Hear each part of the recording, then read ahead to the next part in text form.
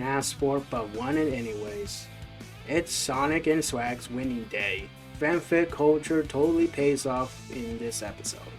When the groom hands his bride the ring, Dr. Eggman swoops in and takes it for the Chaos Emerald.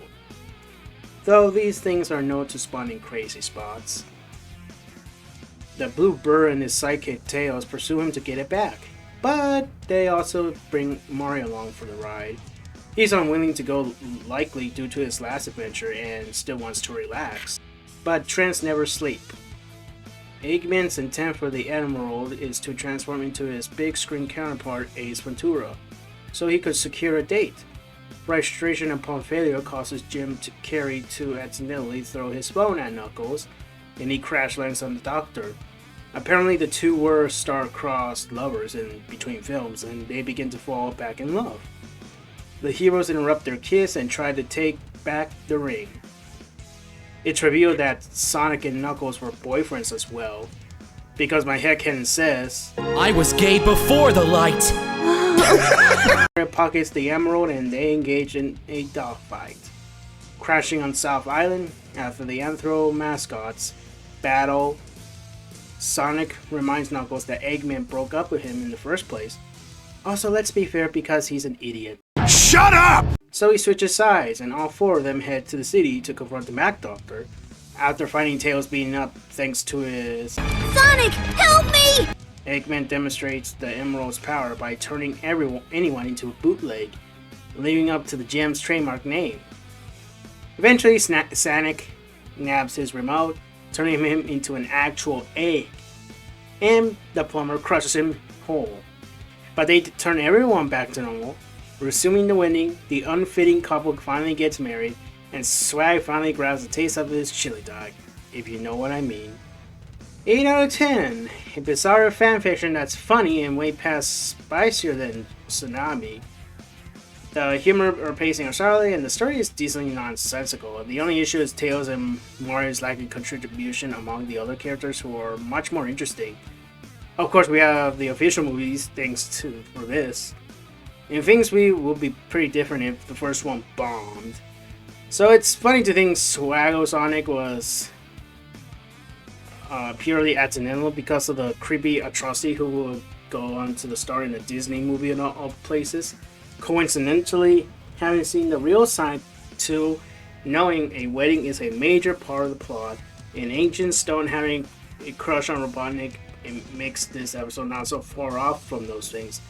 Oh, and since this is the first video after the biggest one of the year, it seems the general public is lining up in terms of the channel's reputation. Oh! Give me a big fat break! I sure walked into that one, didn't I? If you want to check out my last discussion, I go a lot harder into stuff like this. Alright, moving on.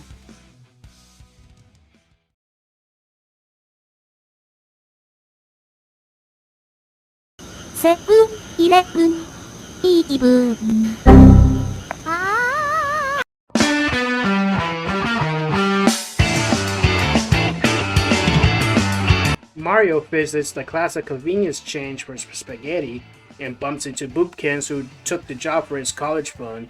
He heats up a plate of spaghetti in the microwave, but the impatient plumber screws up by destroying it, and now the frog boy has to find a new one. Mario covers up for him and gets into a dispute with the old man over eggs. Bob comes in desperate for winning a lottery ticket with no luck. So Mario offers him a cheer-up slushie, but the machine's broken. Megan arrives to pick up a new spider shop, because this is 7-Eleven is also a Walmart, but runs into issues with her ID. Swag shows up trying to pay with his own money, own currency, yet he's actually banned from the store, and Bob takes notice of this, so they team up to shoplift the lotto machine. Megan spots their petty crime and fights back with her bestie to protect the money. While all this was happening, Bookins went into a strip club, got stuck by a Morshu clone, and finally bought the microwave from the alien on the moon. Back on Earth, the elderly hobo transforms into a slushy beast from the broken machine, causing both groups to settle their differences and whack monsters of the week, leaving the shop a wreck from their shenanigans. Boopkins comes back disappointing, seeing the place trash. If you ask me, he's still too young for a job anyway. 9 out of 10, a sweet spot for hijinks and character bonds. The most confusing thing to come out of this one is Maggie's outdated ID. Even if you take Mario out of the equation, how was she able to get by with her old picture? I honestly struggle to say something new when it comes to praising this type of episode. Well, besides a refresher that creativity isn't reflected by performance, this video still reached 1 million in the first week, and it isn't like they dump basic stuff whenever they can, since nearly every video is actually different beneath the surface. Whoever came up with the idea must be a guy who refuses to be happy. Next video.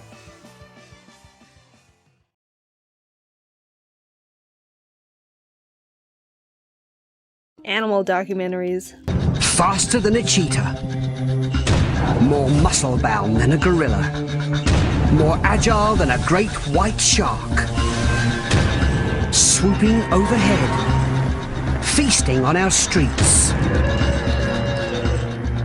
The pigeon.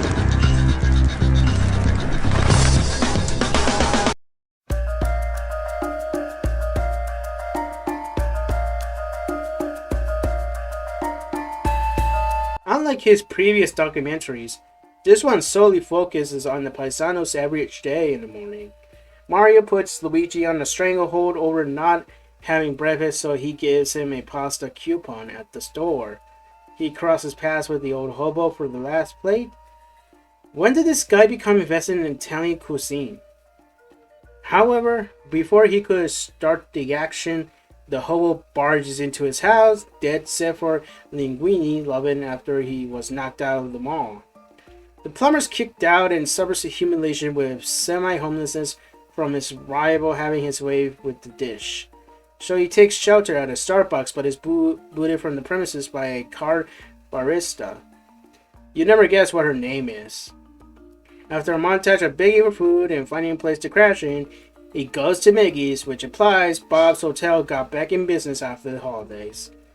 After building enough tolerance for her older but immature brother, she fights for his lazy butt and rightfully delivers a good old nipple twist after getting provoked.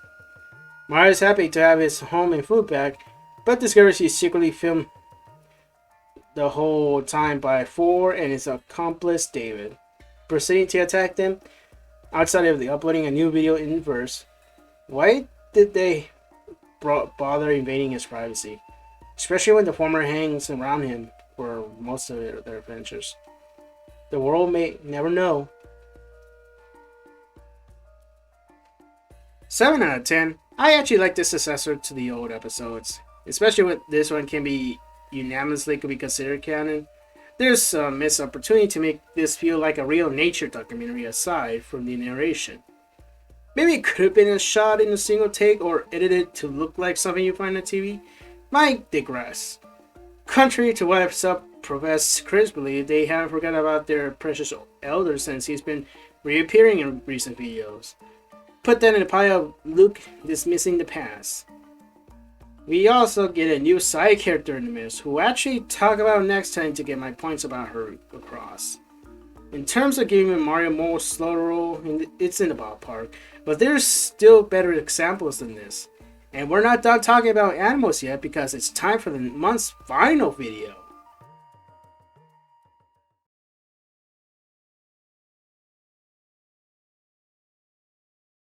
Give me that Devo gun!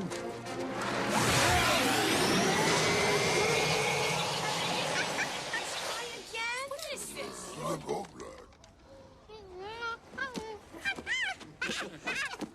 Monkey!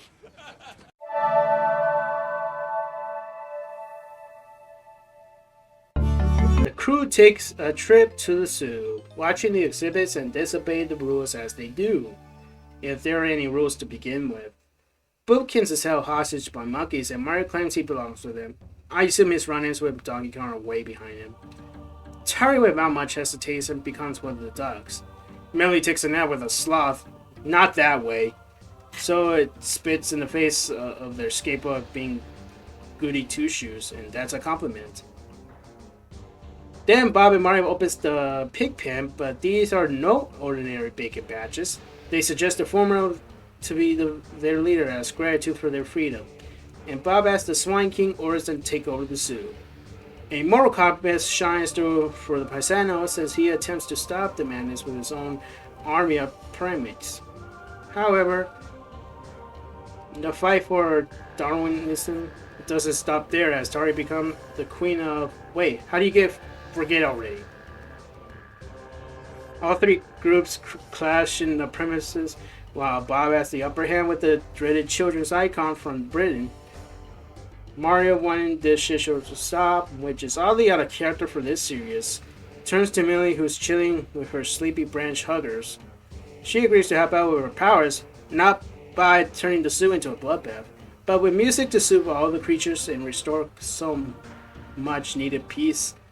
The war is over, all is well. There's nothing that forbids the game from ever stepping foot near animals again.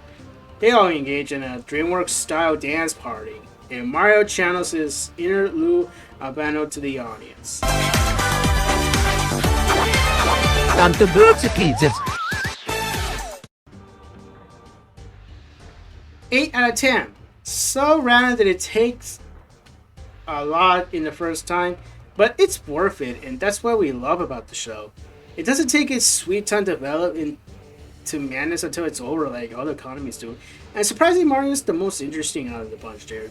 This is the same guy who will do anything not to go hungry, even if it means causing public disturbances and being a nuisance to his family, being self-aware of the mess he made.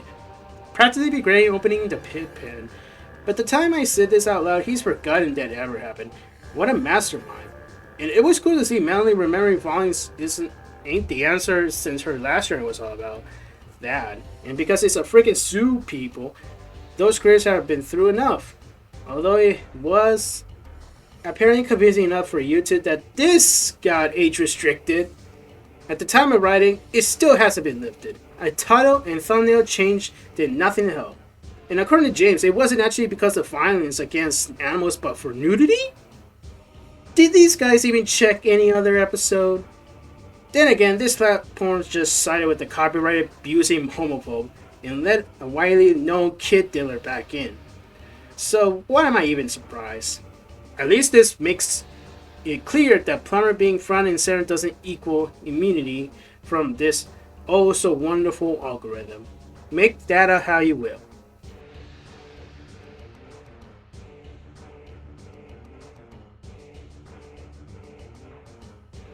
So sorry this took a while, but life happens. My Revelations video needed time to prepare because personally, we didn't want to talk about the Phantom's discourse in great detail again, and believe it was a good opportunity to send that off. And that and work eats up 6 out of 7 days for me. I would appreciate it if you check out my last review and listen to what I had to say about Glitch's reputation, such as well as all my other multi-reviews. But I can't really control you, nothing less. I hope you enjoyed this video. Encourage yourself to share this with your friends. Hopefully, the next one will come out before June ends, though that's not exactly a promise. Stay safe, wear a mask, get vaxxed. Hope you guys are ready for the next summer, and peace out.